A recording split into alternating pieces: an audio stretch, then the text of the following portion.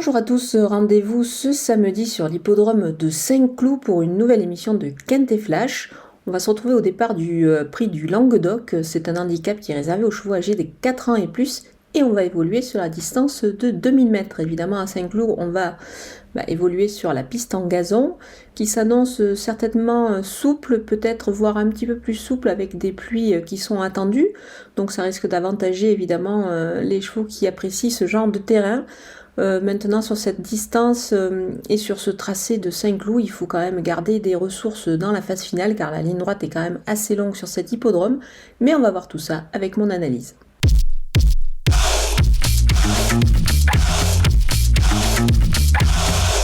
Allez, on attaque avec mes bases et le numéro 4, Villaroux. Sa course de rentrée était nécessaire, je pense. En plus, il n'avait pas été très bien loti dans les stalles de départ. Ça ne sera pas le cas ce samedi.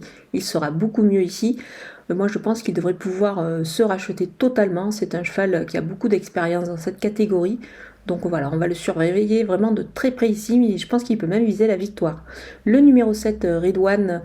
Sa dernière sortie est quand même plutôt rassurante. Il réalise une belle performance en se classant deuxième d'un quintet similaire justement sur ce parcours. Donc je pense qu'il va pouvoir répéter. Il va se montrer à son avantage. Donc il est évidemment à retenir très haut. Le numéro 5, Have Dancer, il n'a qu'à répéter lui aussi sa dernière tentative pour conclure dans la bonne combinaison.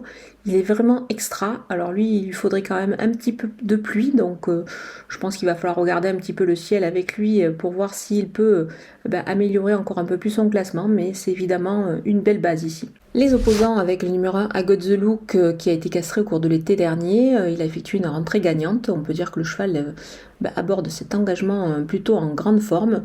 Moi je pense qu'à ce poids-là, il est capable de réaliser une belle performance, surtout si la piste venait à quand même à s'assouplir un petit peu plus ce samedi. Donc c'est pour cette raison qu'il faut le surveiller de très près. Le numéro 3, Electron Libre, reste sur une victoire dans un quintet plus similaire sur ce parcours justement.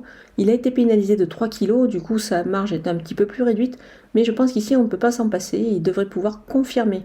Le numéro 10, Rue des Irlandais, son poids redevient plutôt intéressant après une série d'échecs. Alors c'est vrai qu'elle a un petit peu déçu au cours du meeting de Cagnes. Maintenant je pense qu'il ne faut pas la condamner là-dessus, c'est une jument qui avait démontré pas mal de qualité et qui avait déjà gagné d'ailleurs sur l'hippodrome de Saint-Cloud.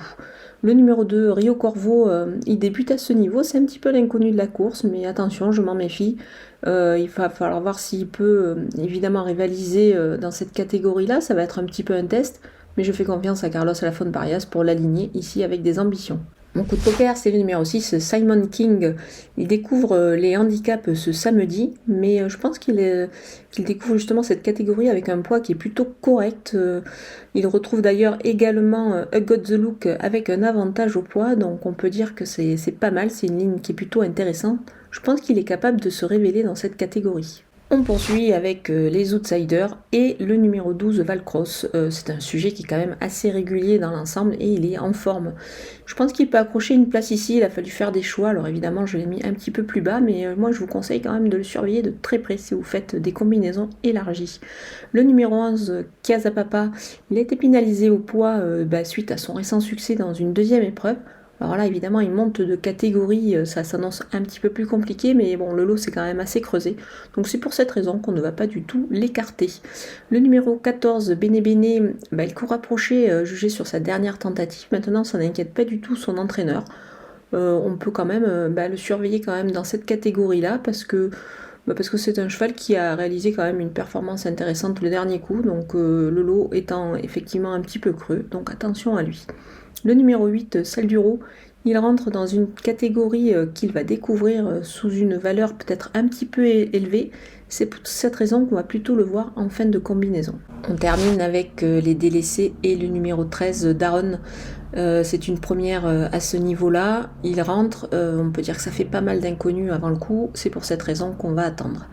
Le numéro 9, Shifting Wind, c'est une petite rentrée également pour cette jument et qui débute dans les handicaps, donc c'est pas évident, d'autant que sa valeur n'est peut-être pas tout à fait conforme à sa qualité, donc c'est pour cette raison que je préfère m'en passer ici.